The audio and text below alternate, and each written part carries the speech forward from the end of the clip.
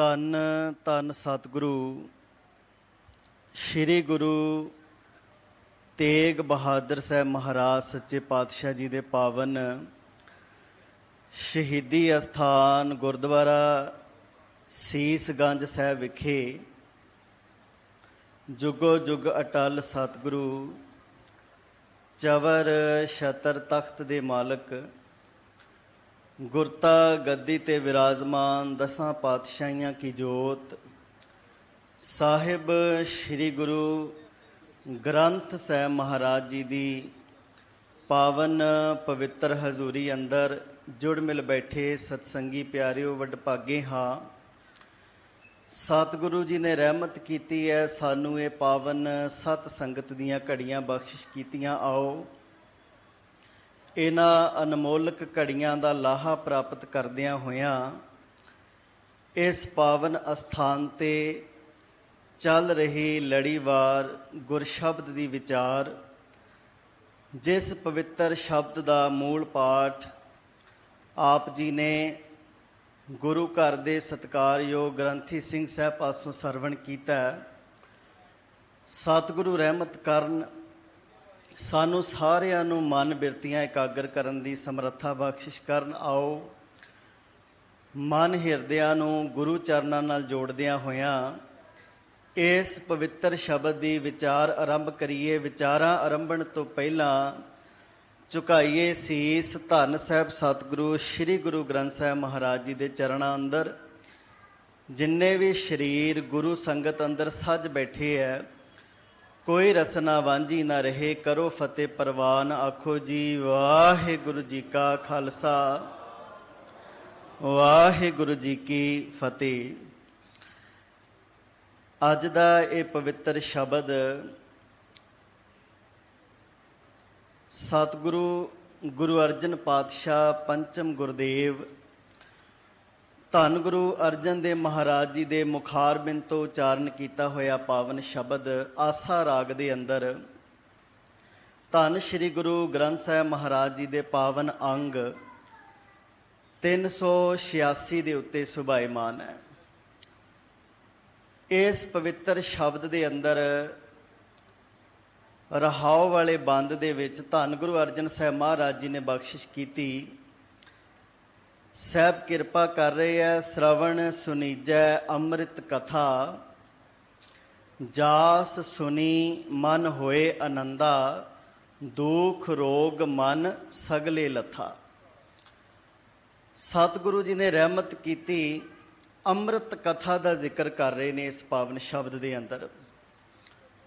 ਅੰਮ੍ਰਿਤ ਕਥਾ ਤੋਂ ਭਾਵ ਆਤਮਿਕ ਜੀਵਨ ਦੇਣ ਵਾਲੀ ਕਥਾ, ਵਿਚਾਰ, ਚਰਚਾ। ਉਹ ਅਕਾਲ ਪੁਰਖ ਪਰਮਾਤਮਾ ਵਾਹਿਗੁਰੂ ਜਿਹਦੀ ਕਥਾ ਮੁਰਦਿਆਂ ਦੇ ਵਿੱਚ ਵੀ ਜਾਨ ਪਾ ਦਿੰਦੀ ਹੈ। ਭਾਵ ਆਤਮਿਕ ਮੌਤੇ ਮਰਿਆ ਹੋਇਆ ਬੰਦਾ ਜੇ ਕਿਤੇ ਸੱਚਮੁੱਚ ਮਨ ਕਰਕੇ ਇਹਨਾਂ ਪਾਵਨ ਬੋਲਾਂ ਨੂੰ ਸਰਵਣ ਕਰ ਲੇ ਤੇ ਸਾਹਿਬ ਦੀ ਪਾਵਨ ਬਾਣੀ ਦੇ ਬਚਨ ਨੇ ਮਿਰਤਕ ਕੋ ਪਾਇਓ ਤਨ ਸਾਸਾ, ਮੁਰਦਿਆਂ ਵਿੱਚ ਵੀ ਸਵਾਸ ਪਾ ਦਿੰਦੀ ਹੈ ਸਤਿਗੁਰੂ ਦੀ ਕਥਾ, ਜਿਹੜੇ ਆਤਮਿਕ ਤੌਰ ਤੇ ਮਰੇ ਹੋਏ ਹੈ। ਮਿਰਤਕ ਕੋ ਜਿਵਾਲਣ ਹਾਰ। ਪਰ ਸਾਹਿਬ ਜੀ ਕਹਿੰਦੇ ਸ਼ਰਵਣ ਸੁਨੀਜੈ, ਕੰਨਾਂ ਦੇ ਨਾਲ ਉਸ ਅਕਾਲ ਪੁਰਖ ਵਾਹਿਗੁਰੂ ਪਰਿਪੂਰਨ ਪਰਮਾਤਮਾ ਦੀ ਆਤਮਿਕ ਜੀਵਨ ਵਾਲੀ ਕਥਾ ਨੂੰ ਸੁਣ। ਤੇ ਸ਼ਰਵਣ ਦੀ ਗੱਲ ਆਈ ਗੁਰੂ ਪਿਆਰ ਵਾਲਿਓ। ਸੁਣਨਾ, ਸੁਣਨ ਦਾ ਗੁਰਮਤਿ ਦੇ ਅੰਦਰ ਇੱਕ ਬੜਾ ਵੱਡਾ ਮਹੱਤਵ ਹੈ। ਜਦੋਂ ਆਪਾਂ ਜਪਜੀ ਸਾਹਿਬ ਦਾ ਪਾਠ ਕਰਦੇ ਹਾਂ ਨਾ, ਤੇ ਸਤਿਗੁਰੂ ਧੰਨ ਗੁਰੂ ਨਾਨਕ ਸਾਹਿਬ ਸੱਚੇ ਪਾਤਸ਼ਾਹ ਨੇ 4 ਪੌੜੀਆਂ ਸੁਣਨ ਵਾਲੇ ਦੀ ਗੱਲ ਕੀਤੀ ਹੈ। ਤੇ ਹਰ ਪੌੜੀ ਦੇ ਅੰਦਰ ਅਖੀਰ ਤੇ ਜਾ ਕੇ ਸਾਹਿਬ ਨੇ ਬਚਨ ਕਹੇ, ਸੁਣਿਆ ਦੁਖ ਪਾਪ ਕਾ ਨਾਸ। ਸੱਚਮੁੱਚ ਧੰਨ ਗੁਰੂ ਨਾਨਕ ਪਾਤਸ਼ਾਹ ਜੀ ਕਹਿੰਦੇ ਸੁਣ ਕੇ ਦੁੱਖਾਂ ਤੇ ਪਾਪਾਂ ਦਾ ਨਾਸ਼ ਹੋ ਜਾਂਦਾ। ਅਸੀਂ ਵੀ ਬੜੀ ਦੇਰ ਤੋਂ ਸੁਣ ਰਹੇ ਹਾਂ ਕਿ ਸੱਚਮੁੱਚ ਸਾਡੇ ਦੁੱਖਾਂ ਤੇ ਪਾਪਾਂ ਦਾ ਨਾਸ਼ ਹੋ ਚੁੱਕਿਆ। ਧੰਨ ਗੁਰੂ ਨਾਨਕ ਸਾਹਿਬ ਮਹਾਰਾਜ ਇੱਥੇ ਜਿਹੜੇ ਬਚਨ ਕਹਿ ਰਹੇ ਆ, ਸੁਣਿਆ ਦੁੱਖ ਪਾਪ ਕਾ ਨਾਸ, ਅਸੀਂ ਕੇਵਲ ਕੰਨਾਂ ਤੱਕ ਸੀਮਤ ਨਹੀਂ ਰਹਿਣਾ ਗੁਰੂ ਪਿਆਰ ਵਾਲਿਓ।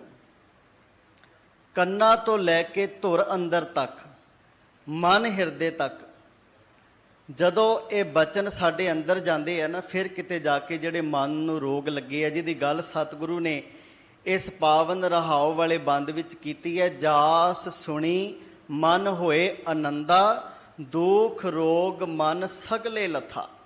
ਭਾਵ ਜਿਵੇਂ ਜਿਵੇਂ ਬੰਦਾ ਇਸ ਅਗੰਮੀ ਇਲਾਹੀ ਬਾਣੀ ਦੀ ਵਿਚਾਰ ਨੂੰ ਸਰਵਣ ਕਰਦਾ ਹੈ, ਜਿਵੇਂ ਜਿਵੇਂ ਸਾਡਾ ਮਨ ਹਿਰਦਾ ਗੁਰੂ ਚਰਨਾਂ ਨਾਲ ਜੁੜਦਾ ਬਾਣੀ ਦੇ ਰਾਹੀਂ, ਤਿਵੇਂ ਤਿਵੇਂ ਜਿਹੜੇ ਸਾਡੇ ਮਨ ਦੀ ਮੈਲ ਹੈ ਨਾ, ਜਿਹੜੇ ਮਨ ਨੂੰ ਵਿਸ਼ੇ ਵਕਾਰ ਲੱਗੇ ਹੋਏ ਆ, ਉਹ ਖਤਮ ਹੋਣੇ ਸ਼ੁਰੂ ਹੋ ਜਾਂਦੇ ਆ। ਪਰ ਮੈਂ ਬੇਨਤੀ ਕਰਾਂ, ਜਦੋਂ ਸੁਣਨ ਦੀ ਗੱਲ ਹੈ ਤੇ ਸਾਹਿਬ ਜੀ ਕਹਿੰਦੇ ਸੁਣਿਆ ਕਿਵੇਂ ਜਾਵੇ, ਇਹ ਵੀ ਇੱਕ ਢੰਗ ਤੇ ਤਰੀਕਾ ਹੈ।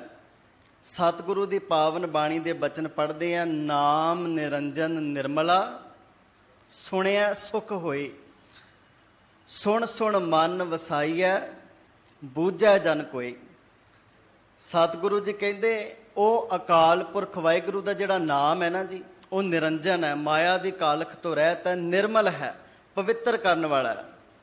ਸੁਣਿਆ ਸੁਖ ਹੋਈ, ਉਸ ਪਰਿਪੂਰਨ ਪਰਮਾਤਮਾ ਦੇ ਨਾਮ ਨੂੰ ਜਦੋਂ ਅਸੀਂ ਸੁਣਦੇ ਹਾਂ ਨਾ, ਪ੍ਰਾਪਤ ਕਰਦੇ ਹਾਂ, ਤੇ ਜ਼ਿੰਦਗੀ 'ਚ ਸੁੱਖ ਪ੍ਰਾਪਤ ਹੁੰਦਾ ਹੈ।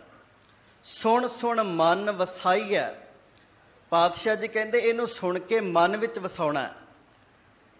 ਬੂਝੈ ਜਨ ਕੋਈ, ਪਰ ਕੋਈ ਵਿਰਲਾ ਮਨੁੱਖ ਹੈ, ਕੋਟਨ ਮੈਂ ਵਿਰਲਾ ਕੋ, ਕੋਈ ਕਰੋੜਾਂ ਚੋਂ ਵਿਰਲਾ ਹੈ ਜਿਹੜਾ ਇਸ ਢੰਗ ਤਰੀਕੇ ਦੇ ਨਾਲ ਸਤਿਗੁਰੂ ਦੇ ਬਚਨਾਂ ਨੂੰ ਮਨ ਕਰਕੇ ਕਮਾਉਂਦਾ ਹੈ, ਉਹਨੂੰ ਸੁਣਨ ਦੀ ਜਾਂਚ ਆ ਜਾਂਦੀ ਹੈ। ਇਹ ਸ਼ਰਵਣੋ ਮੇਰਿਓ, ਸਾਚੈ ਸੁਣਨੈ ਨੋ ਪਠਾਏ, ਸਾਚੈ ਸੁਣਨੈ ਨੋ ਪਠਾਏ, ਸ਼ਰੀਰ ਲਾਏ ਸੁਣੋ ਸਤ ਬਾਣੀ।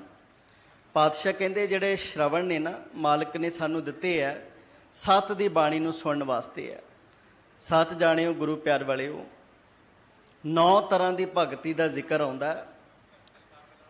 ਸੇਵਾ ਨੂੰ ਭਗਤੀ ਮੰਨਿਆ ਗਿਆ, ਸਿਮਰਨ ਨੂੰ ਭਗਤੀ ਮੰਨਿਆ ਗਿਆ, ਕੀਰਤਨ ਨੂੰ ਭਗਤੀ ਮੰਨਿਆ ਗਿਆ, ਪ੍ਰੇਮ ਨੂੰ ਭਗਤੀ ਮੰਨਿਆ ਗਿਆ। ਇਸੇ ਤਰ੍ਹਾਂ ਸਰਵਣ ਵੀ ਇੱਕ ਭਗਤੀ ਹੈ, ਸੁਣਨਾ ਵੀ ਇੱਕ ਭਗਤੀ ਹੈ। ਜਿਸ ਬੰਦੇ ਨੂੰ ਸੁਣਨਾ ਆ ਗਿਆ ਨਾ, 4 ਪੌੜੀਆਂ ਪਹਿਲਾਂ ਸੁਣਨ ਵਾਲੇ ਦਾ ਜ਼ਿਕਰ ਕਰਦੇ ਗੁਰੂ ਨਾਨਕ ਪਾਤਸ਼ਾਹ, ਉਸ ਤੋਂ ਬਾਅਦ ਕਿਤੇ ਮੰਨਣ ਵਾਲੇ ਦੀ ਗੱਲ ਆਉਂਦੀ ਹੈ।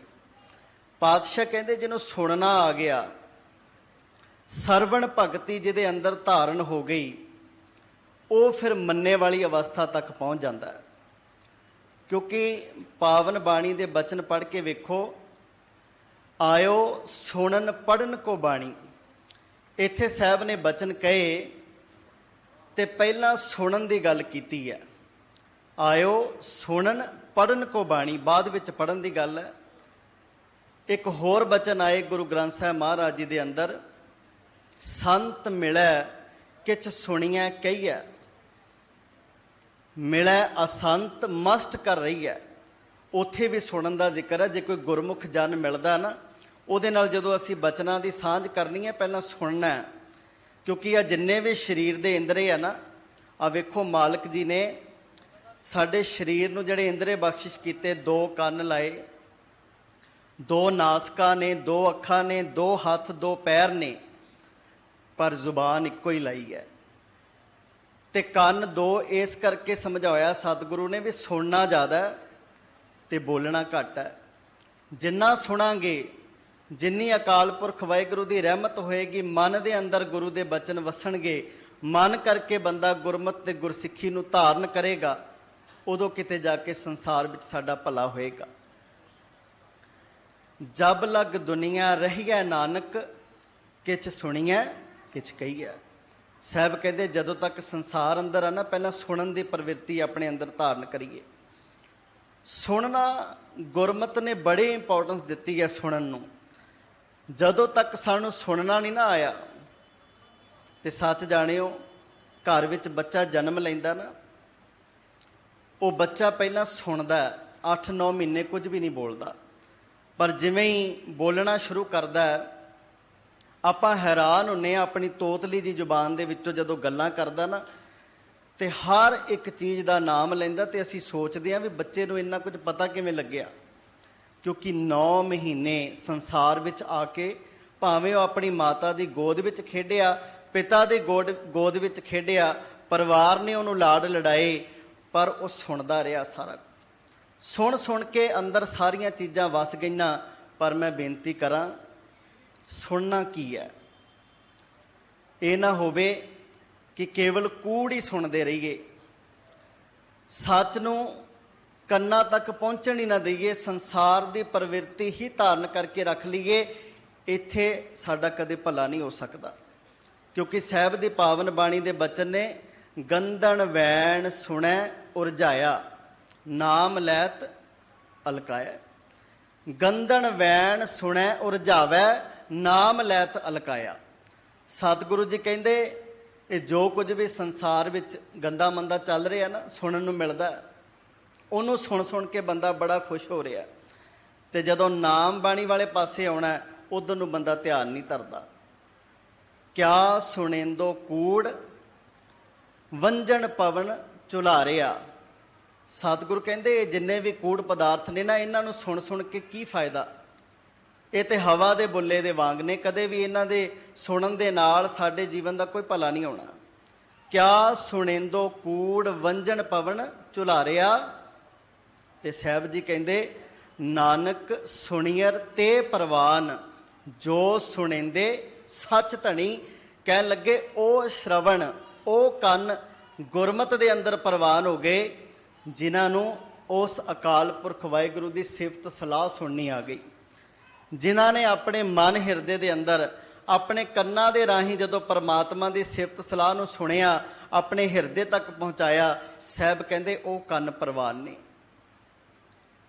ਨਾਨਕ ਸੁਣੀਅਰ ਤੇ ਪ੍ਰਵਾਨ, ਜੋ ਸੁਣੇਂਦੇ ਸੱਚ ਧਣੀ।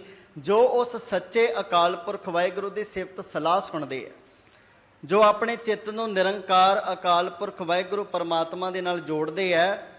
ਜਦੋਂ ਆਪਾਂ ਪੜ੍ਹਦੇ ਆ ਨਾ ਗੁਰੂ ਪਿਆਰ ਵਾਲੇ ਇਤਿਹਾਸ, ਤੇ 5 ਤਰ੍ਹਾਂ ਦੇ ਸਰੋਤਿਆਂ ਦਾ ਜ਼ਿਕਰ ਆਉਂਦਾ। ਧੰਨ ਗੁਰੂ ਅਰਜਨ ਸਾਹਿਬ ਮਹਾਰਾਜ ਜੀ ਦੇ ਘਰ ਦੇ ਰਬਾਬੀ, 3 ਰਬਾਬੀ, ਭਾਈ ਝੱਜੂ, ਭਾਈ ਮੁਕੰਦ ਤੇ ਭਾਈ ਕੇਦਾਰਾ। ਉਹ ਜਿੱਥੇ ਗੁਰੂ ਘਰ ਦੇ ਰਬਾਬੀ ਨੇ ਕੀਰਤਨ ਕਰਦੇ ਆ, ਬੇਅੰਤ ਸੰਗਤਾਂ ਜੁੜਦੀਆਂ, ਕੀਰਤਨ ਸਰਵਣ ਕਰਦੀਆਂ। ਇੱਕ ਦਿਨ ਧੰਨ ਗੁਰੂ ਅਰਜਨ ਪਾਤਸ਼ਾਹ ਜੀ ਕੋਲ ਬੈਠੇ, ਤੇ ਗੁਰੂ ਅਰਜਨ ਸਾਹਿਬ ਮਹਾਰਾਜ ਨੂੰ ਪੁੱਛਦੇ ਆ ਵੀ ਸੱਚੇ ਪਾਤਸ਼ਾਹ, ਸਰੋਤਾ ਕਿਹੋ ਜਿਹਾ ਹੋਣਾ ਚਾਹੀਦਾ? ਸ਼ਰਵਣ ਸੁਨੀਜੈ ਅੰਮ੍ਰਿਤ ਕਥਾ, ਕਿਹੋ ਜਿਹਾ ਸਰੋਤਾ ਹੋਵੇ? ਅਸੀਂ ਕੀਰਤਨ ਕਰਦੇ ਹਾਂ, ਬਹੁਤ ਸੰਗਤ ਸੁਣਨ ਵਾਲੀ ਆਉਂਦੀ ਹੈ, ਕੋਈ ਸੁਣਦਾ, ਸੁਣਦਿਆਂ ਸਾਰ ਹੀ ਜੀਵਨ ਬਦਲ ਜਾਂਦਾ। ਕਿਸੇ ਨੂੰ ਸੁਣਦਿਆਂ ਸੁਣਦਿਆਂ ਸਮਾਂ ਲੱਗਦਾ, ਫਿਰ ਕਿਤੇ ਜਾ ਕੇ ਤਬਦੀਲੀ ਆਉਂਦੀ ਹੈ, ਤੇ ਕੋਈ ਸੁਣਦਾ ਪਰ ਜੀਵਨ ਵਿੱਚ ਤਬਦੀਲੀ ਕੋਈ ਨਹੀਂ, ਰੱਤੀ ਮਾਤਰ ਵੀ ਚੇਂਜ ਨਹੀਂ ਆਇਆ, ਕੋਈ ਫਰਕ ਨਹੀਂ ਪਿਆ। ਤੇ ਜਦੋਂ ਪੁੱਛਿਆ ਗੁਰੂ ਅਰਜਨ ਪਾਤਸ਼ਾਹ ਨੂੰ, ਇਹਨਾਂ 3 ਗੁਰੂ ਘਰ ਦੇ ਰਬਾਬੀਆਂ ਨੇ, ਭਾਈ ਕੇਦਾਰਾ, ਭਾਈ ਮੁਕੰਦ ਤੇ ਭਾਈ ਝਾਜੂ ਜੀ ਨੇ, ਤੇ ਧੰਨ ਗੁਰੂ ਅਰਜਨ ਸਾਹਿਬ ਮਹਾਰਾਜ ਜੀ ਨੇ ਜਵਾਬ ਦਿੱਤਾ। ਕਹਿਣ ਲੱਗੇ, ਸਰੋਤਾ ਜਗ ਮੈਂ 5 ਪ੍ਰਕਾਰਾ। ਇਸ ਸੰਸਾਰ ਵਿੱਚ 5 ਤਰ੍ਹਾਂ ਦੇ ਸਰੋਤੇ ਹੈ ਜੀ। ਮੰਨ ਲਓ ਕੀਰਤਨ ਹੋ ਰਿਹਾ, ਇੱਕ ਸਰੋਤਾ ਆਇਆ ਜੋ ਕੇਵਲ ਤੇ ਕੇਵਲ ਰਾਗ ਦਾ ਜਾਣੂ ਹੈ। ਉਹ ਇਹ ਸੁਣਨ ਵਾਸਤੇ ਆਇਆ ਵੀ ਰਾਗਾਂ ਦਾ ਮਾਹਰ ਪਹੁੰਚਿਆ, ਗੁਰੂ ਘਰ ਦਾ ਕੀਰਤਨੀ ਹੈ, ਰਾਗੀ ਹੈ, ਮੈਂ ਰਾਗ ਸੁਣਨਾ। ਉਹਨੂੰ ਰਾਗ ਤੇ ਰਾਗਣੀ ਦੀ ਸਮਝ ਆ, ਉਹ ਉਸ ਨੂੰ ਸੁਣਨ ਵਾਸਤੇ ਪਹੁੰਚਿਆ। ਇੱਕ ਉਹ ਹੈ ਜਿਹਨੂੰ ਸੁਰ ਦਾ ਗਿਆਨ ਹੈ, ਦੂਸਰੇ ਨੰਬਰ ਵਾਲਾ ਸਰੋਤਾ, ਉਹ ਸੁਰ ਦੀ ਸਮਝ ਰੱਖਣ ਵਾਲਾ ਤੇ ਸੁਰ ਨੂੰ ਸੁਣਨ ਵਾਸਤੇ ਆਇਆ। ਤੀਸਰੇ ਨੰਬਰ ਵਾਲਾ ਸਰੋਤਾ ਉਹ ਹੈ ਜਿਹੜਾ ਤਾਲ ਦੀ ਸਮਝ ਰੱਖਦਾ, ਵੀ ਤਬਲੇ ਦੇ ਉੱਤੇ ਕਿਹੜੀ ਤਾਲ ਵੱਜਦੀ ਹੈ, ਕੈਰਵਾ ਵੱਜਦਾ, ਦੀਪਕੀ ਵੱਜਦੀ ਹੈ, ਕਿਹੜਾ ਤਾਲ ਹੈ, ਉਹ ਤਾਲ ਸੁਣਨ ਵਾਸਤੇ ਪਹੁੰਚਿਆ। ਚੌਥੀ ਕਿਸਮ ਦਾ ਸਰੋਤਾ ਉਹ ਹੈ ਜਿਹਨੂੰ ਆਵਾਜ਼ ਪਸੰਦ ਹੈ। ਮੰਨ ਲਓ ਕੋਈ ਫਲਾਣਾ ਰਾਗੀ ਸਿੰਘ ਆਇਆ, ਉਹਨੇ ਕੀਰਤਨ ਕੀਤਾ, ਉਹ ਸ਼ਬਦ ਸੁਣਨ ਵਾਸਤੇ ਬਹੁਤ ਵੱਡਾ ਸੰਗਤ ਦਾ ਇਕੱਠ ਹੋ ਗਿਆ, ਕਿਉਂਕਿ ਉਸ ਰਾਗੀ ਦੀ ਆਵਾਜ਼ ਦੇ ਨਾਲ ਸੰਗਤ ਨੂੰ ਬੜਾ ਪਿਆਰ ਹੈ, ਉਹਦੀ ਆਵਾਜ਼ ਬਹੁਤ ਪਸੰਦ ਹੈ। ਉਹ ਸਰੋਤੇ ਇਸ ਕਰਕੇ ਆਏ ਨੇ ਕਿਉਂਕਿ ਉਹਨਾਂ ਨੂੰ ਆਵਾਜ਼ ਨਾਲ ਪਿਆਰ ਹੈ। ਨਹੀਂ ਤੇ ਉਹੀ ਸ਼ਬਦ ਜੇ ਕੋਈ ਦੂਜਾ ਰਾਗੀ ਸੁਣਾਵੇ ਨਾ ਜੀ, ਤੇ ਕਈ ਵਾਰੀ ਇਕੱਠ ਨਹੀਂ ਹੁੰਦਾ। ਸ਼ਬਦ ਤੇ ਇੱਕੋ ਹੀ ਹੈ ਨਾ ਗੁਰਬਾਣੀ ਦਾ। ਇੱਕ ਰਾਗੀ ਸਿੰਘ ਸੁਣਾਉਂਦਾ, ਵੱਡਾ ਇਕੱਠ ਹੋ ਜਾਂਦਾ ਕਿਉਂਕਿ ਉਸ ਰਾਗੀ ਦੀ ਆਵਾਜ਼ ਨਾਲ ਪਿਆਰ ਕਰਦਾ ਉਹ ਸਰੋਤਾ, ਚੌਥੇ ਨੰਬਰ ਵਾਲਾ। ਪਰ ਉਹੀ ਸ਼ਬਦ ਜੇ ਕੋਈ ਦੂਜਾ ਸੁਣਾਵੇ ਫਿਰ ਇਕੱਠ ਸ਼ਾਇਦ ਘਟ ਜਾਏ ਕਿਉਂਕਿ ਆਵਾਜ਼ ਨਾਲ ਪਿਆਰ ਕਰਨ ਵਾਲੇ ਨਹੀਂ ਆਉਣਗੇ। ਤੇ ਪੰਜਵੇਂ ਨੰਬਰ ਵਾਲੇ ਜਦੋਂ ਸਰੋਤੇ ਦਾ ਜ਼ਿਕਰ ਕੀਤਾ ਨਾ ਗੁਰੂ ਅਰਜਨ ਪਾਤਸ਼ਾਹ ਨੇ, ਕਹਿਣ ਲੱਗੇ ਪੰਜਵਾਂ ਸਰੋਤਾ ਉਹ ਹੈ ਜਿਹੜਾ ਸ਼ਬਦ ਨੂੰ ਸੁਣਨ ਵਾਸਤੇ ਆਉਂਦਾ, ਜਿਹੜਾ ਸ਼ਬਦ ਦੇ ਅਰਥ ਭਾਵ ਸੁਣਨ ਵਾਸਤੇ ਆਉਂਦਾ। ਸੱਚ ਜਾਣਿਓ, ਇੱਥੇ ਰਾਗ ਪ੍ਰਧਾਨ ਨਹੀਂ ਹੈ ਗੁਰੂ ਪਿਆਰ ਵਾਲਿਓ, ਸ਼ਬਦ ਪ੍ਰਧਾਨ ਹੈ। ਇੱਥੇ ਸੁਰ ਪ੍ਰਧਾਨ ਨਹੀਂ, ਸ਼ਬਦ ਪ੍ਰਧਾਨ ਹੈ। ਇੱਥੇ ਤਾਲ ਪ੍ਰਧਾਨ ਨਹੀਂ, ਸ਼ਬਦ ਪ੍ਰਧਾਨ ਹੈ। ਇੱਥੇ ਆਵਾਜ਼ ਨਹੀਂ, ਇੱਥੇ ਸ਼ਬਦ ਪ੍ਰਧਾਨ ਹੈ। ਰਾਗ ਇੱਕ ਭਾਂਡਾ ਹੈ ਜਿਹਦੇ ਵਿੱਚ ਸ਼ਬਦ ਪਰੋਸ ਕੇ ਸਾਹਿਬ ਨੇ ਸਾਨੂੰ ਦਿੱਤਾ, ਪਰ ਪ੍ਰਧਾਨਤਾ ਸ਼ਬਦ ਦੀ ਹੈ। ਸਿੱਖ ਨੇ ਸ਼ਬਦ ਦੇ ਨਾਲ ਆਪਣੇ ਅੰਤਰਾਤਮੇ ਨੂੰ ਜੋੜਨਾ ਹੈ। ਉਹ ਸਰੋਤਾ ਧੰਨ ਗੁਰੂ ਅਰਜਨ ਪਾਤਸ਼ਾਹ ਜੀ ਕਹਿੰਦੇ ਗੁਰੂ ਘਰ ਦੇ ਅੰਦਰ ਪ੍ਰਵਾਨ ਹੈ, ਜਿਨੇ ਸ਼ਬਦ ਨੂੰ ਸੁਣਿਆ ਤੇ ਸੁਣ ਕੇ ਮਨ ਵਿੱਚ ਵਸਾ ਲਿਆ। ਸ਼ਰਵਣ ਸੁਨੀਜੈ ਅੰਮ੍ਰਿਤ ਕਥਾ, ਉਹ ਅਕਾਲ ਪੁਰਖ ਵਾਹਿਗੁਰੂ ਦੀ ਆਤਮਿਕ ਜੀਵਨ ਦੇਣ ਵਾਲੀ ਅੰਮ੍ਰਿਤਮਈ ਕਥਾ ਉਸ ਸਰੋਤੇ ਨੇ ਜਦੋਂ ਆਪਣੇ ਕੰਨਾਂ ਦੇ ਨਾਲ ਸੁਣੀ, ਆਪਣੇ ਹਿਰਦੇ 'ਚ ਧਾਰਨ ਕਰ ਲਈ। ਤੇ ਸੱਚ ਜਾਣਿਓ, ਸੁਣਦੇ ਤੇ ਬਹੁਤ ਨੇ ਪਰ ਜਿਨ੍ਹਾਂ ਦਾ ਜੀਵਨ ਬਦਲਿਆ ਨਾ ਜੀ, ਉਹ ਉਦਾਹਰਨਾਂ ਸਾਡੇ ਸਾਹਮਣੇ ਆ। ਜਿਨ੍ਹਾਂ ਦਾ ਜੀਵਨ ਬਦਲਿਆ, ਸੰਸਾਰ ਦੇ ਅੰਦਰ ਰਹਿ ਕੇ ਜਿਹੜੇ ਸੁਣੇ, ਧੰਨ ਗੁਰੂ ਅੰਗਦ ਸਾਹਿਬ ਸੱਚੇ ਪਾਤਸ਼ਾਹ, ਧੰਨ ਗੁਰੂ ਅਮਰਦਾਸ ਸਾਹਿਬ ਮਹਾਰਾਜ, ਇੱਕ ਇੱਕ ਸ਼ਬਦ ਹੀ ਸੁਣਿਆ ਸੀ ਨਾ ਉਹਨਾਂ ਨੇ। ਪਹਿਲਾਂ ਭਾਈ ਜੋਧ ਦੇ ਮੁਖ ਤੋਂ ਗੁਰੂ ਅੰਗਦ ਪਾਤਸ਼ਾਹ ਬਾਬਾ ਲਹਿਣਾ ਜੀ ਦੇ ਰੂਪ ਦੇ ਵਿੱਚ ਖਡੂਰ ਸਾਹਿਬ ਦੀ ਧਰਤੀ ਤੇ ਸ਼ਬਦ ਸੁਣਦੇ ਆ। ਅੰਮ੍ਰਿਤ ਵੇਲੇ ਆਸਾ ਕੀ ਵਾਰ ਦੀ ਪਾਵਨ ਪੌੜੀ, ਜਿਤ ਸੇਵਿਆ ਸੁਖ ਪਾਈਐ, ਸੋ ਸਾਹਿਬ ਸਦਾ ਸੰਭਾਲੀਐ, ਜਿਤ ਕੀਤਾ ਪਾਈਐ ਆਪਣਾ, ਸਾ ਘਾਲ ਬੁਰੀ ਕਿਉਂ ਘਾਲੀਐ। ਇਹ ਸ਼ਬਦ ਸੁਣਿਆ। ਸ਼ਬਦ ਸੁਣਦਿਆਂ ਸਾਰ ਭਾਈ ਜੋਧ ਨੂੰ ਬੇਨਤੀ ਕੀਤੀ, ਕਹਿਣ ਲੱਗੇ ਅੰਮ੍ਰਿਤ ਵੇਲਾ ਇਹ ਕਿਹਦੀ ਬਾਣੀ ਪੜ੍ਹਦਾ ਪਿਆ। ਇਸ ਬਾਣੀ ਨੇ ਮਨ ਨੂੰ ਬੜਾ ਟਿਕਾ ਬਖਸ਼ਿਸ਼ ਕੀਤਾ, ਮਨ ਨੂੰ ਬੜਾ ਆਨੰਦ ਮਿਲਿਆ, ਬੜੀ ਸ਼ਾਂਤੀ, ਬੜਾ ਸਕੂਨ ਪਹੁੰਚਿਆ। ਕਿਰਪਾ ਕਰ ਮੈਨੂੰ ਦੱਸ ਵੀ ਇਹ ਕਿਹਦੀ ਬਾਣੀ ਹੈ। ਭਾਈ ਜੋਧ ਨੇ ਗੁਰੂ ਨਾਨਕ ਸਾਹਿਬ ਜੀ ਦੇ ਨਾਲ ਮਿਲਾ ਦਿੱਤਾ ਭਾਈ ਲਹਿਣੇ ਨੂੰ। ਜਦੋਂ ਗੁਰੂ ਨਾਨਕ ਸਾਹਿਬ ਨਾਲ ਮਿਲੇ, ਧੰਨ ਗੁਰੂ ਅੰਗਦ ਪਾਤਸ਼ਾਹ ਬਣ ਗਏ। ਸੁਣਨ ਦਾ ਕਿੱਡਾ ਵੱਡਾ ਮਹੱਤਵ ਹੈ। ਸੁਣਿਆ ਸੀ ਪਹਿਲੀ ਵਾਰ ਸ਼ਬਦ, ਤੇ ਸ਼ਬਦ ਨੇ ਕਿਰਪਾ ਕੀ ਕੀਤੀ, ਕਲਾ ਕੀ ਵਰਤੀ। ਧੰਨ ਗੁਰੂ ਨਾਨਕ ਸਾਹਿਬ ਮਹਾਰਾਜ ਨੇ ਆਪਣਾ ਆਪ ਬਾਬੇ ਲਹਿਣੇ ਨੂੰ ਦੇ ਦਿੱਤਾ। ਥਾਪਿਆ ਲਹਿਣਾ ਜੀਵਦਾ, ਗੁਰਿਆਈ ਸਿਰ ਛਤਰ ਫਿਰਾਇਆ, ਜੋਤੀ ਜੋਤ ਮਿਲਾਏ ਕੈ ਸਤਿਗੁਰ ਨਾਨਕ ਰੂਪ ਵਟਾਇਆ। ਇਹ ਸੁਣਨ ਦੀ ਐਡੀ ਵੱਡੀ ਕਰਾਮਾਤ ਹੈ। ਸੁਣਨ ਦਾ ਐਡਾ ਵੱਡਾ ਮਹੱਤਵ ਹੈ ਗੁਰੂ ਘਰ ਦੇ ਅੰਦਰ। ਬਾਬਾ ਅਮਰਦਾਸ ਆਪਣੀ ਭਤੀਜ ਨੌ ਬੀਬੀ ਅਮਰੋ, ਜਿਹੜੇ ਗੁਰੂ ਅੰਗਦ ਸਾਹਿਬ ਦੀ ਪੁੱਤਰੀ ਹੈ, ਅੰਮ੍ਰਿਤ ਵੇਲਾ ਚਾਟੀ 'ਚ ਮਧਾਣੀ ਪਾਈ, ਦੁੱਧ ਰਿੜਕਦੇ ਹੈ, ਨਾਲ ਨਾਲ ਗੁਰਬਾਣੀ ਪੜ੍ਹੀ ਜਾ ਰਹੀ ਹੈ। ਕਾਇਆ ਆਰਣ ਮਨ ਵਿੱਚ ਲੋਹਾ, ਪੰਚ ਅਗਨ ਤਿਤ ਲਾਗ ਰਹੀ, ਕੋਇਲੇ ਪਾਪ ਪੜੇ ਤਿਸ ਉੱਪਰ ਮਨ ਜਲਿਆ, ਸੰਨੀ ਚਿੰਤ ਪਈ, ਭਇਆ ਮਨੂਰ ਕੰਚਨ ਫਿਰ ਹੋਵੈ, ਜੇ ਗੁਰ ਮਿਲੈ ਤਨੇਹਾ, ਏਕ ਨਾਮ ਅੰਮ੍ਰਿਤ ਉਹ ਦੇਵੈ, ਤੋ ਨਾਨਕ ਤ੍ਰਿਸ਼ਟਸ ਦੇਹਾ। ਜਦੋਂ ਇਹ ਪਾਵਨ ਬੋਲ ਪਹੁੰਚੇ ਨਾ ਬਾਬਾ ਅਮਰਦਾਸ ਜੀ ਦੇ ਕੰਨਾਂ 'ਚ, ਗੁਰੂ ਪਿਆਰ ਵਾਲਿਓ 62 ਸਾਲ ਦੀ ਉਮਰ ਹੋ ਗਈ ਸੀ।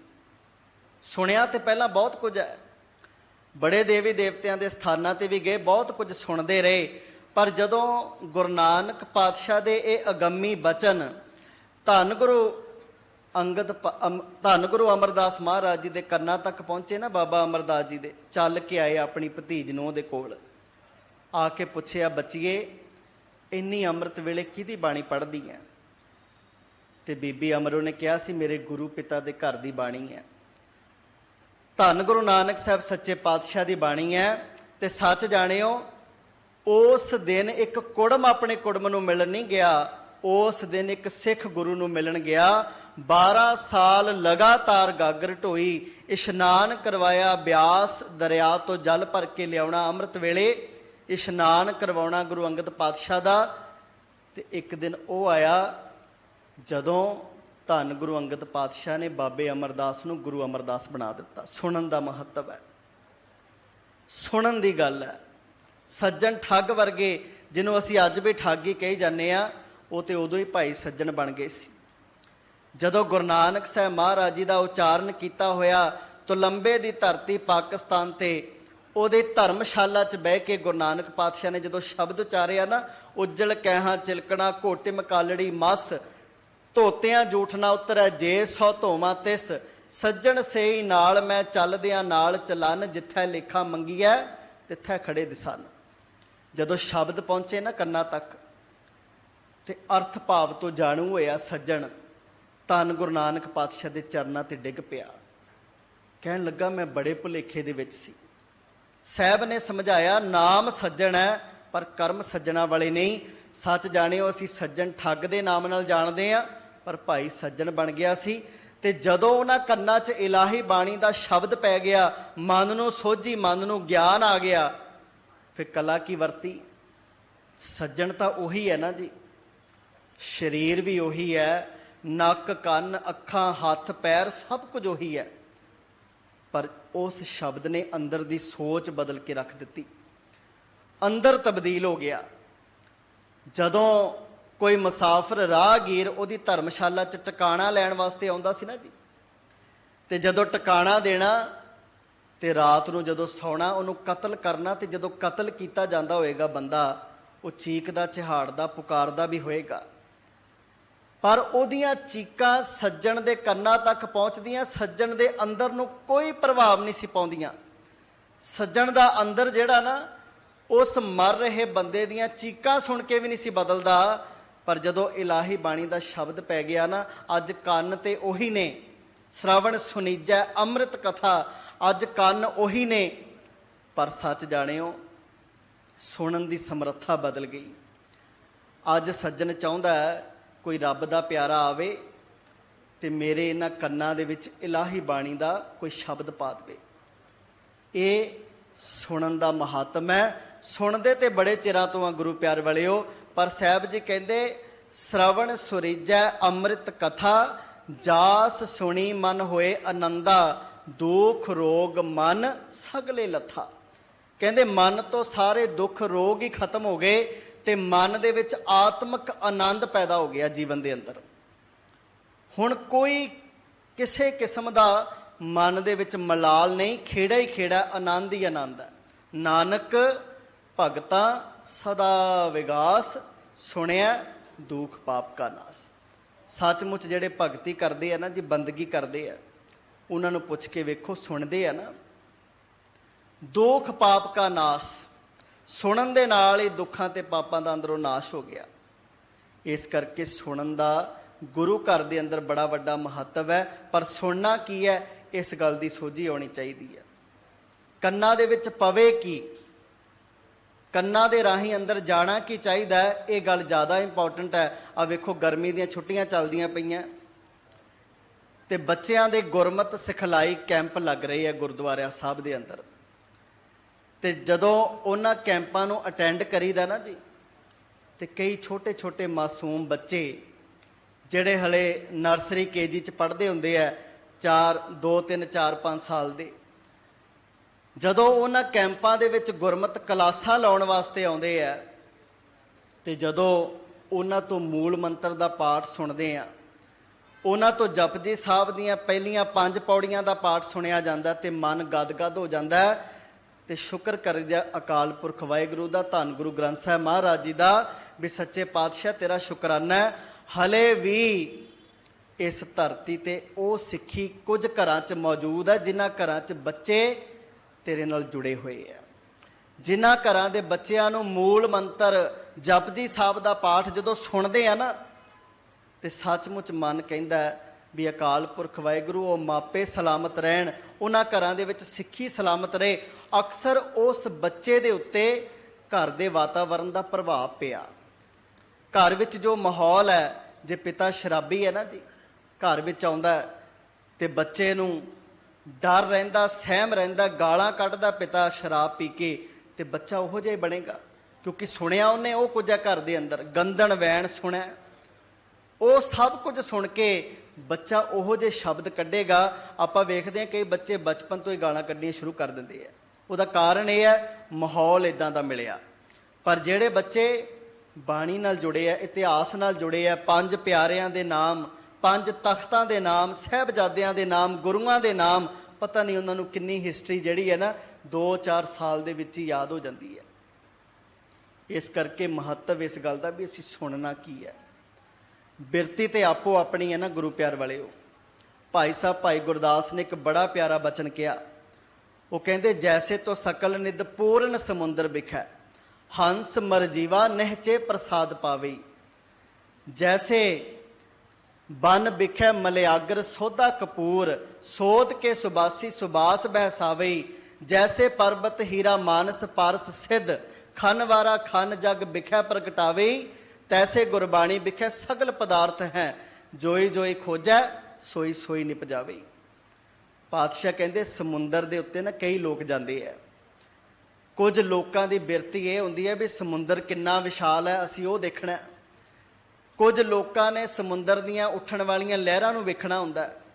कुछ समुंदर के कंढे ते जाके रेत विच बैठते हैं, कुछ पानी दे विच नच टप के आ जाते हैं, कुछ सिप्पियां घोगियां तक सीमित होए पे है।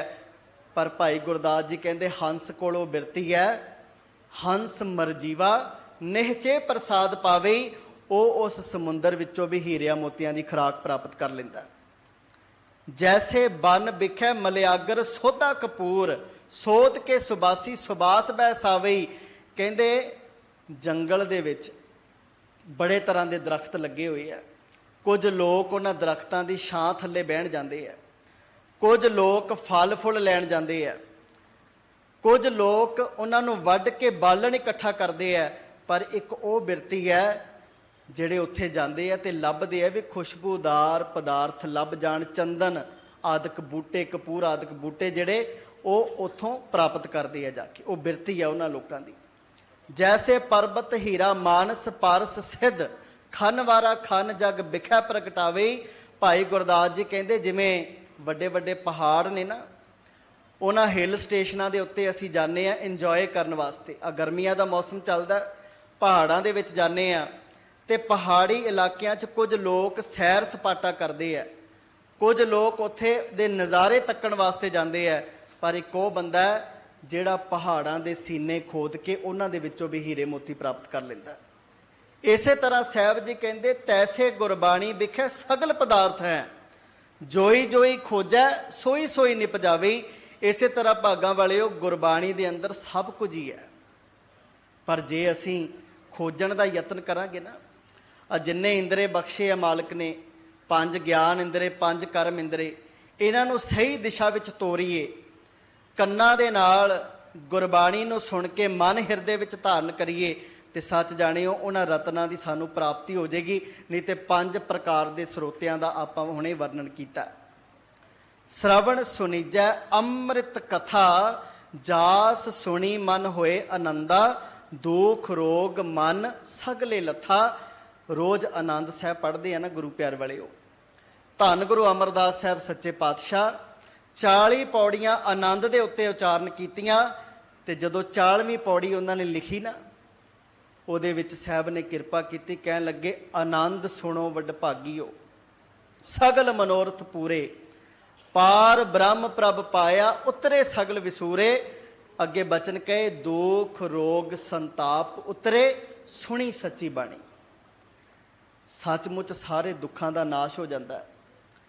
ਮਨ ਨੂੰ ਜਿਹੜੇ ਵਿਕਾਰ ਲੱਗੇ ਆ ਨਾ ਜੀ, ਦੁੱਖ ਰੋਗ ਮਨ ਸਗਲੇ ਲੱਥੇ। ਮਨ ਨੂੰ ਵੀ दुख ते रोग ने केड़े? ए मन पंच तत्त को जियो। 5 तत्त काम क्रोध लोभ मोह हंकार, निंदा ईर्खा चुगली साड़ा दोए द्वैश। पता नहीं किन्ना कुछ सुनता है मन। ये रोगी होया पिया, काला शाह होया पिया।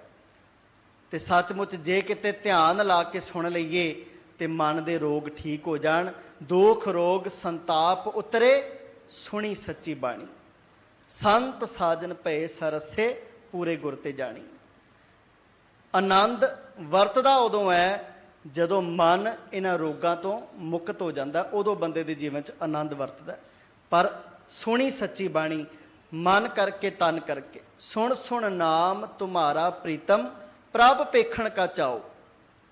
ਤੇਰੇ ਨਾਮ ਨੂੰ ਸੁਣ ਸੁਣ ਕੇ ਇਹ ਅਕਾਲ ਪੁਰਖ ਵਾਹਿਗੁਰੂ ਕਿਰਪਾ ਕਰ, ਮੈਨੂੰ ਉਸ ਪ੍ਰੀਤਮ ਦੇ ਦਰਸ਼ਨ ਦਿਦਾਰੇ ਕਰਨ ਦੀ ਤਾਂਘ ਪੈਦਾ ਹੋ ਜਾਏ। ਨਹੀਂ ਤੇ ਸਾਹਿਬ ਕਹਿੰਦੇ ਆ ਨਾ, ਅੱਖੀਂ ਬਾਝੋਂ ਵੇਖਣਾ ਵਿਣ ਕੰਨਾਂ ਸੁਣਨਾ, ਪੈਰਾਂ ਬਾਝੋਂ ਚੱਲਣਾ ਵਿਣ ਹੱਥਾਂ ਕਰਨਾ, ਜੀਭੈ ਬਾਝੋਂ ਬੋਲਣਾ ਇਉਂ ਜੀਵਤ ਮਰਨਾ, ਨਾਨਕ ਹੁਕਮ ਪਛਾਣ ਕੇ ਤੋ ਖਸਮੈ ਮਿਲਣਾ। ਆ ਜਿੰਨੇ ਵੀ ਇੰਦਰੇ ਆ ਨਾ, ਗੁਰੂ ਸਾਹਿਬ ਨੇ ਸਮਝਾਇਆ ਅੱਖਾਂ ਦੇ ਨਾਲ ਕੀ ਕੁਝ ਦੇਖਣਾ, ਕੰਨਾਂ ਦੇ ਨਾਲ ਕੀ ਕੁਝ ਸੁਣਨਾ, ਹੱਥਾਂ ਪੈਰਾਂ ਤੋਂ ਕਿਹੜਾ ਕੰਮ ਲੈਣਾ। ਪਰ ਜੇ ਉਲਟ ਕੰਮ ਹੋ ਰਿਹਾ ਫਿਰ ਸਾਹਿਬ ਜੀ ਕਹਿੰਦੇ ਕੁਝ ਵੀ ਪ੍ਰਾਪਤ ਨਹੀਂ ਹੋਣਾ। ਨਾਨਕ ਹੁਕਮ ਪਛਾਣ ਕੇ ਤਉ ਖਸਮੈ ਮਿਲਣਾ। ਜੇ ਇਹਨਾਂ ਇੰਦਰੀਆਂ ਨੂੰ ਸਹੀ ਦਿਸ਼ਾ ਵਿੱਚ ਤੋਰ ਦਈਏ ਤੇ ਸੱਚਮੁੱਚ ਸਾਨੂੰ ਉਸ ਅਕਾਲ ਪੁਰਖ ਵਾਹਿਗੁਰੂ ਦੇ ਨਾਮ ਦੀ ਪ੍ਰਾਪਤੀ ਹੋ ਜਾਏਗੀ, ਪਰਮਾਤਮਾ ਮਿਲ ਜਾਏਗਾ।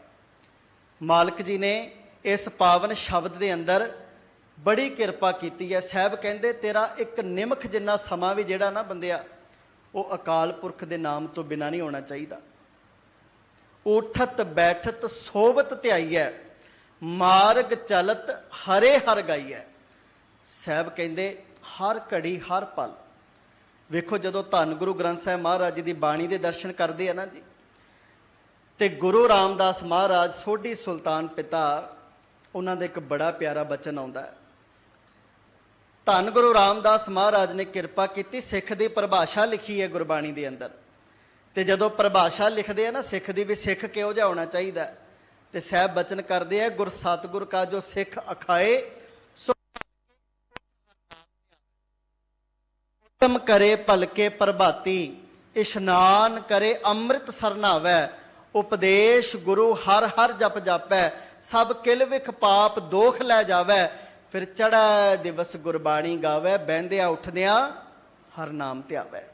ਇੱਥੇ ਵੀ ਬਚਨ ਹੋਈ ਕਿ ਧੰਨ ਗੁਰੂ ਅਰਜਨ ਸਾਹਿਬ ਮਹਾਰਾਜ ਨੇ ਕਹਿਣ ਲੱਗੇ, ਉਠਤ ਬੈਠਤ ਸੋਬਤ ਧਿਆਈਐ, ਮਾਰਗ ਚਲਤ ਹਰੇ ਹਰ ਗਾਈਐ।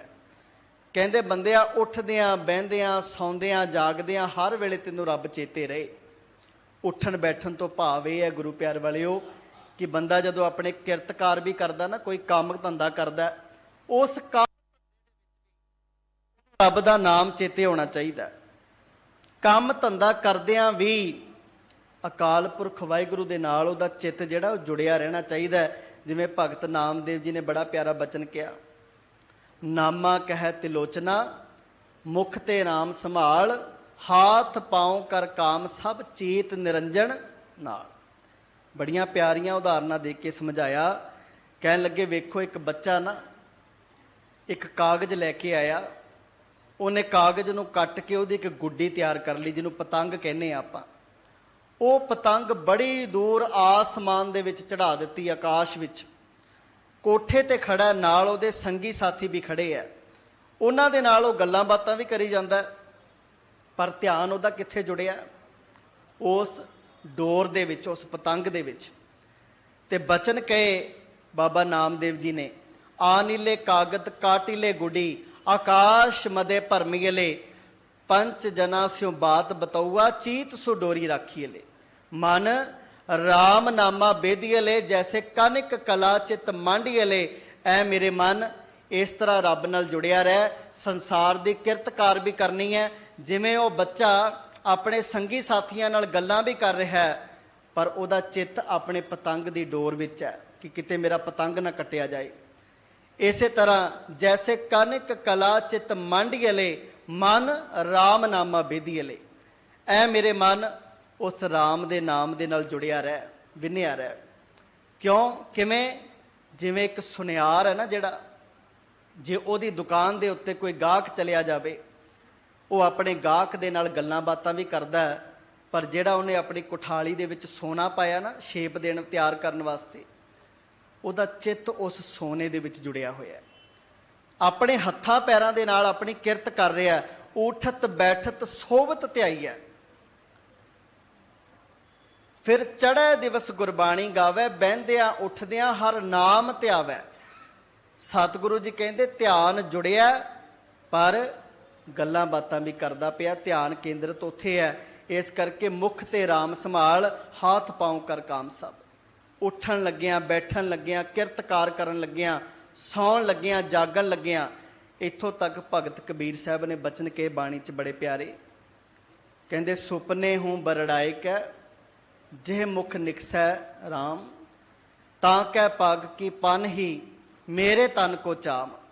कहंदे किसी सुते हुए बंदे दे मुख तो जे किते राम दा नाम उचारिया जावे ना, मैं अपने तन दी जुत्ती बना के भी उहदे पैरां च पाउण नूं तैयार हाँ। सचमुच गुरु प्यार वालिओ, किते सुत्तियां भी सानू रब ना भुले, निरंकार ना भुले।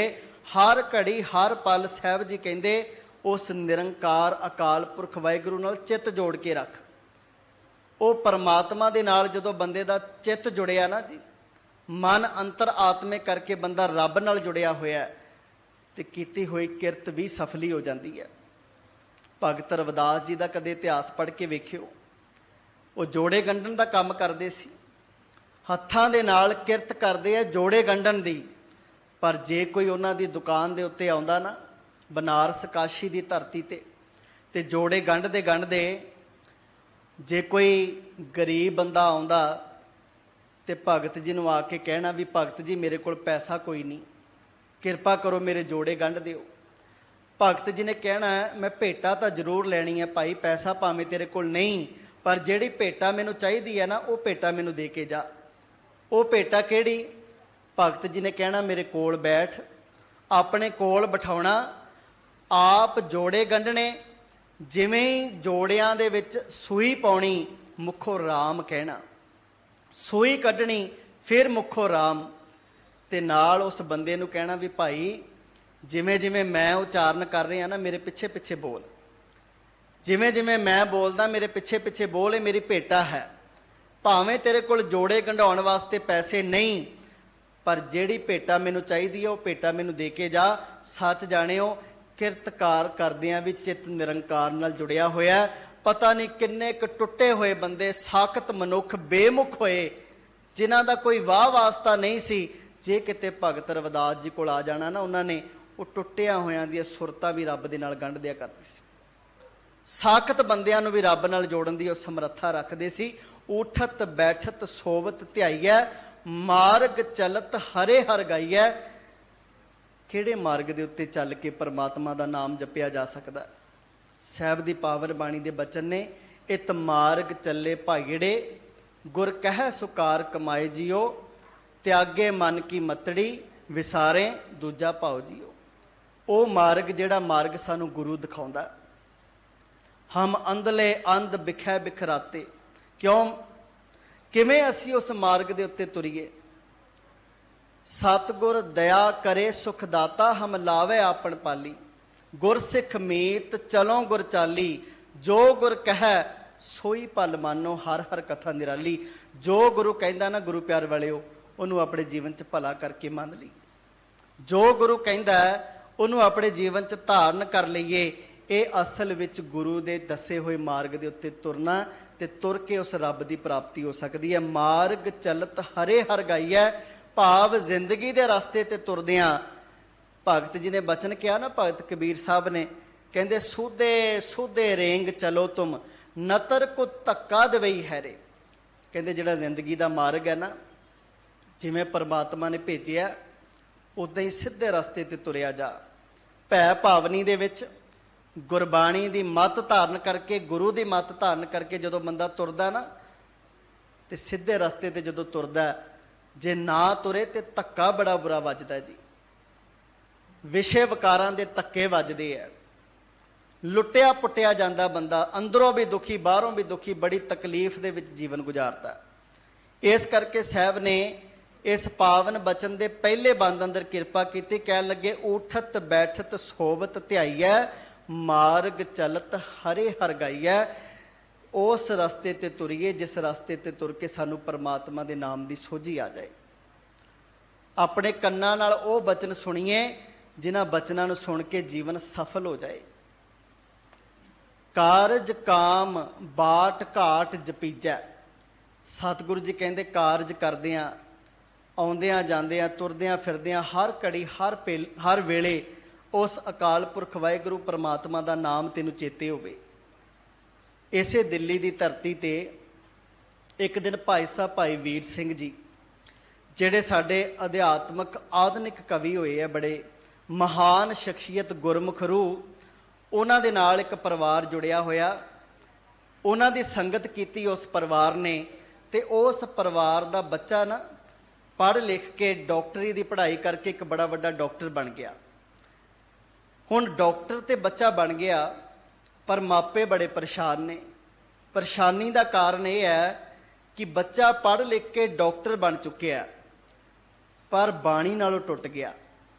ਨਾ ਇਹਦੇ ਜੀਵਨ ਵਿੱਚ ਨਿਤਨੇਮ ਰਿਹਾ, ਨਾ ਹੁਣ ਇਹ ਵੇਲੇ ਸਿਰ ਗੁਰੂ ਘਰ ਜਾਂਦਾ, ਨਾ ਗੁਰੂ ਦੀ ਸੰਗਤ ਕਰਦਾ, ਨਾ ਗੁਰਬਾਣੀ ਪੜ੍ਹਦਾ, ਨਾ ਗੁਰੂ ਦੇ ਦਰ ਘਰ ਦੀ ਸੇਵਾ ਕਰਦਾ।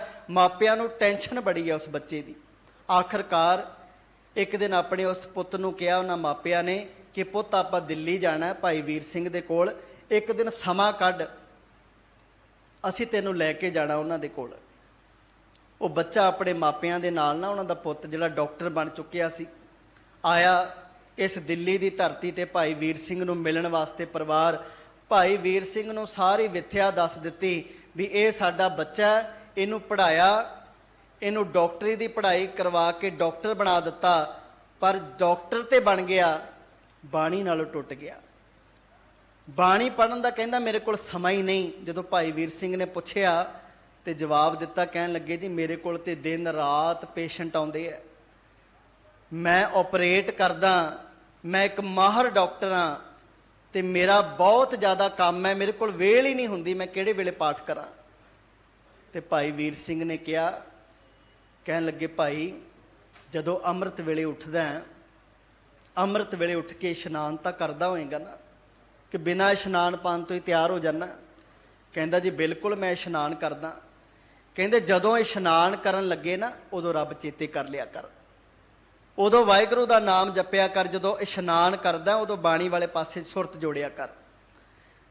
ਤੇ ਇਸ਼ਨਾਨ ਕਰਨ ਤੋਂ ਬਾਅਦ ਜਦੋਂ ਦਸਤਾਰ ਸਜਾਉਣਾ, ਉਦੋਂ ਵੀ ਤੇ ਸਮਾਂ ਲੱਗਦਾ ਨਾ, ਕੁਝ ਘੜੀਆਂ, ਉਦੋਂ ਵੀ ਤੈਨੂੰ ਨਿਰੰਕਾਰ ਚੇਤੇ ਆ ਜਾਵੇ। ਜਦੋਂ ਵੀ ਤੈਨੂੰ ਤੇਰੇ ਕੰਮ ਤੋਂ, ਘਰੋਂ ਕੰਮ ਤੇ ਜਾਣ ਲੱਗਿਆਂ ਤੇ ਕੰਮ ਤੋਂ ਘਰੇ ਆਉਣ ਲੱਗਿਆਂ ਰਸਤੇ ਦੇ ਵਿੱਚ ਜਿਹੜਾ ਸਫ਼ਰ ਹੁੰਦਾ, ਉਦੋਂ ਤੇ ਕੋਈ ਆਪਰੇਟ ਨਹੀਂ ਨਾ ਹੁੰਦਾ ਤੇ, ਉਦੋਂ ਤੇ ਤੇਰੀ ਕੋਈ ਮਜਬੂਰੀ ਨਹੀਂ, ਕੋਈ ਤੇਰਾ ਐਡਾ ਕੰਮ ਨਹੀਂ, ਉਦੋਂ ਵੀ ਰੱਬ ਨੂੰ ਚੇਤੇ ਕਰ ਲਿਆ ਕਰ।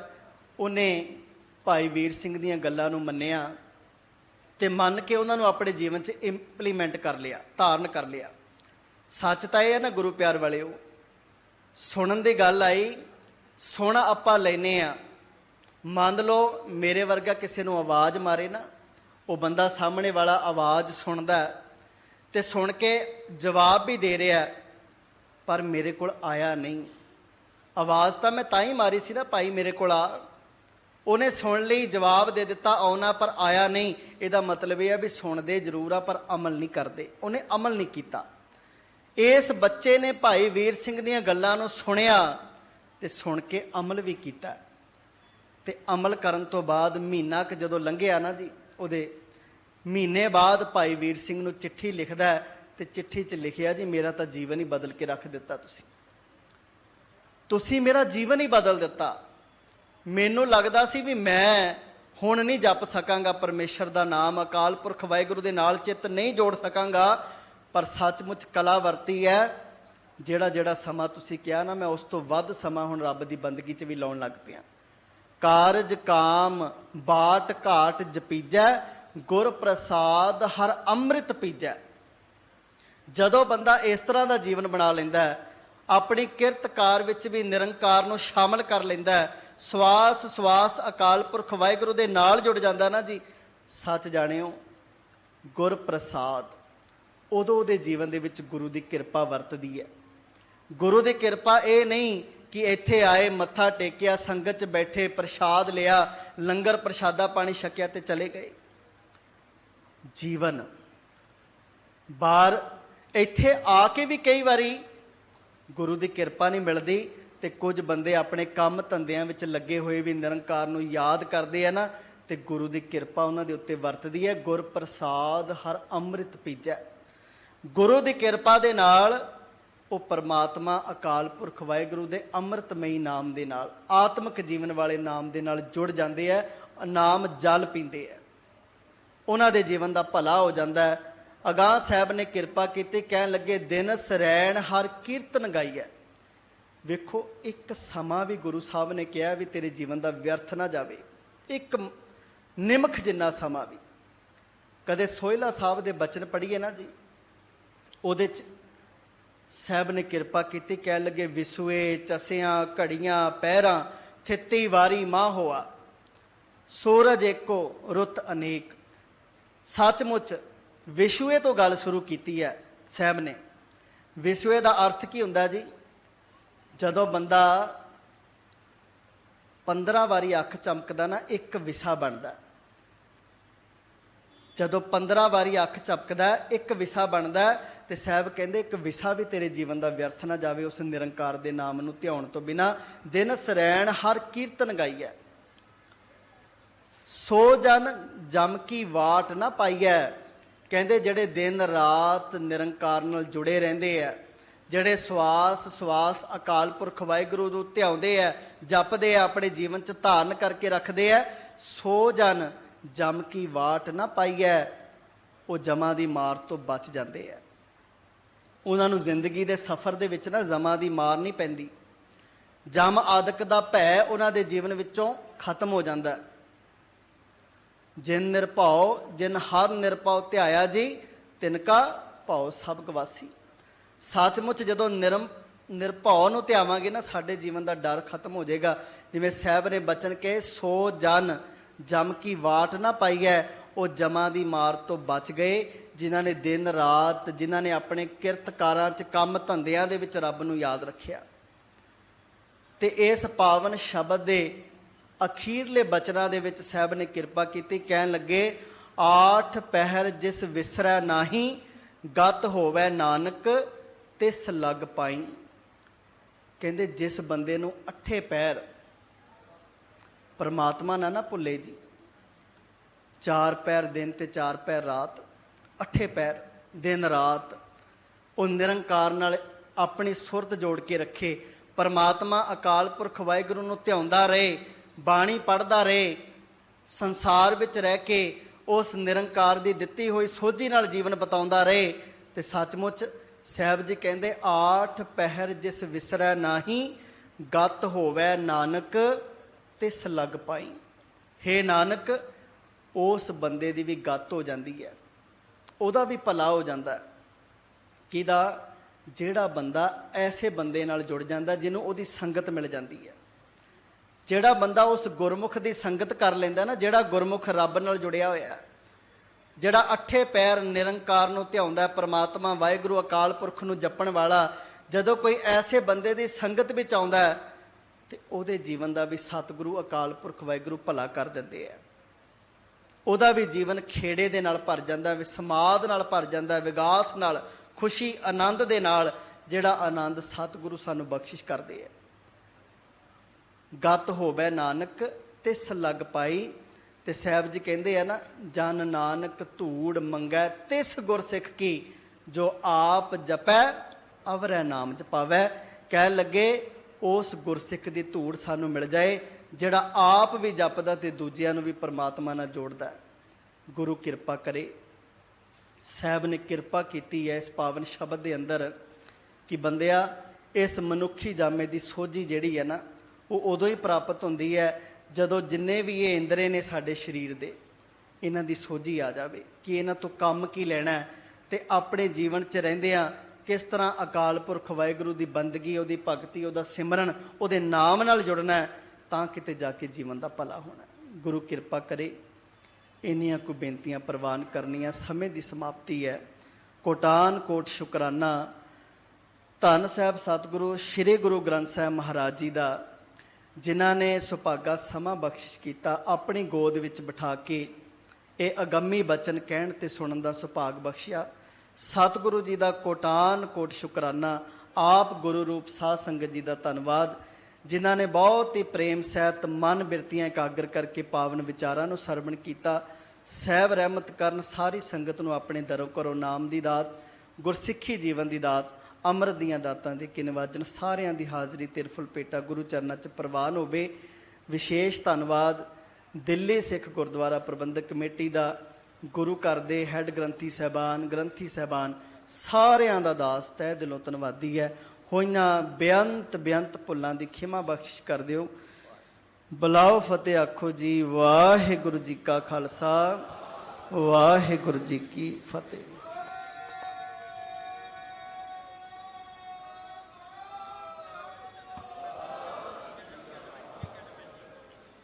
ਵਾਹਿਗੁਰੂ ਜੀ। ਰਾਮ ਕਲੀ ਮਹੱਲਾ ਤੀਜਾ। ਆਨੰਦ ਇੱਕ ਓੰਕਾਰ ਸਤਿਗੁਰ ਪ੍ਰਸਾਦ। ਆਨੰਦ ਭਇਆ ਮੇਰੀ ਮਾਏ, ਸਤਿਗੁਰੂ ਮੈਂ ਪਾਇਆ। ਰਾਖ ਰਤਨ ਪਰਵਾਰ ਭਰੀਆਂ ਸ਼ਬਦ ਗਾਵਣ ਆਈਆ।